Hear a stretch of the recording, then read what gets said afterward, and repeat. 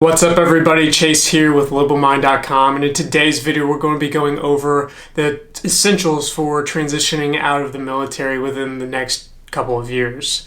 So the biggest thing that military members run into is not having a set goal as well as roadmap for transitioning out of the military, and that is the biggest issue that kind of military service members run into. So to prevent that, you obviously need to know what you want to do, and the best way to do that is to set yourself some goals for whatever it is you want, and to follow those goals and set up kind of like a roadmap for your own success for transitioning out.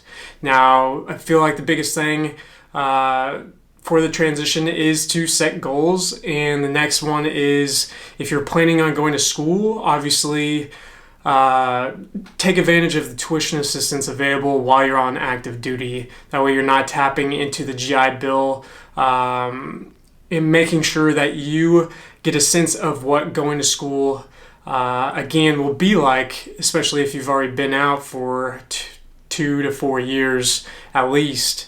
Take advantage of the TA, tuition assistance, in the military. That way you don't have to touch the GI Bill, and get a good sense of what college will be like if you were to transition out and go directly into that full time. This will kind of help you determine if school is the best thing for you in the future, getting out, or if you should rethink your options. And I feel like that will definitely help you in your transitioning out process to figure out what you want to do.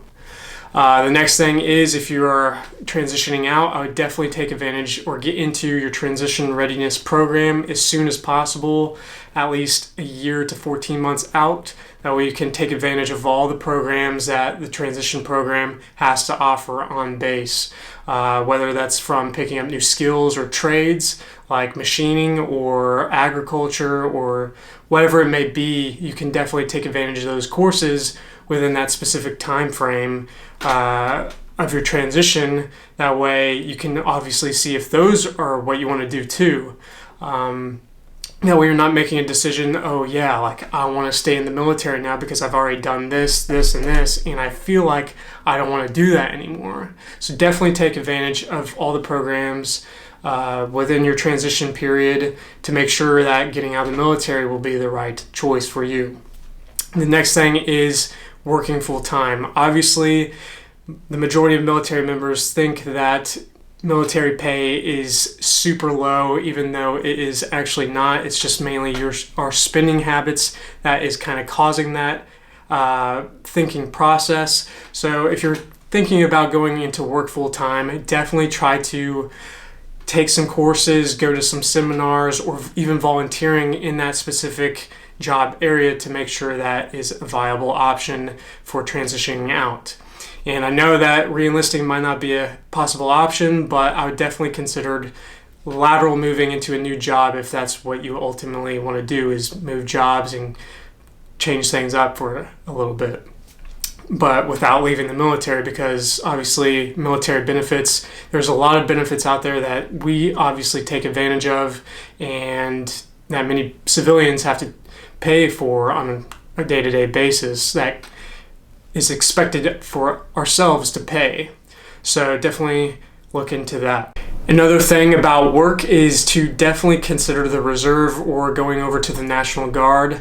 Those are some solid options to keep a little bit of pay for only a week and a month, as well as to keep all the benefits if you choose to pay into those. And it is especially highly beneficial if you have a family to stay within the reserve, just in case if the civilian, whatever you choose, your goal, your path, if that doesn't work out, you can always reapply to go back active duty, and to kind of help that transition from active military into civilian life kind of as smooth as possible. So you definitely don't want to lose all of the benefits, and you want to keep all of our doors open during this transition phase.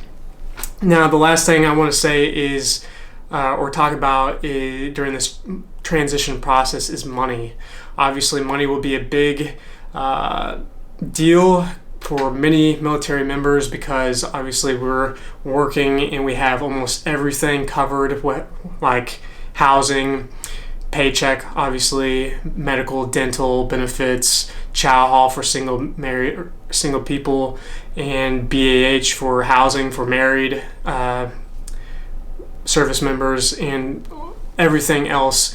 Everything within the military is pretty much provided for us, and within the civilian world, you're going to have to pretty much pay for those out of your own salary. And you might be lucky to have some benefits depending on your employer, but you should definitely plan ahead to make sure that you are preparing financially for this transitioning out process. Definitely do not go into the transition without any money saved, or your basic living expenses. Obviously, for all the military members out there, you should definitely plan for this, and that's kind of going into setting the goals for yourself. But overall, I feel like this video is short enough and hopefully will help some of you guys out there that are making the transition process.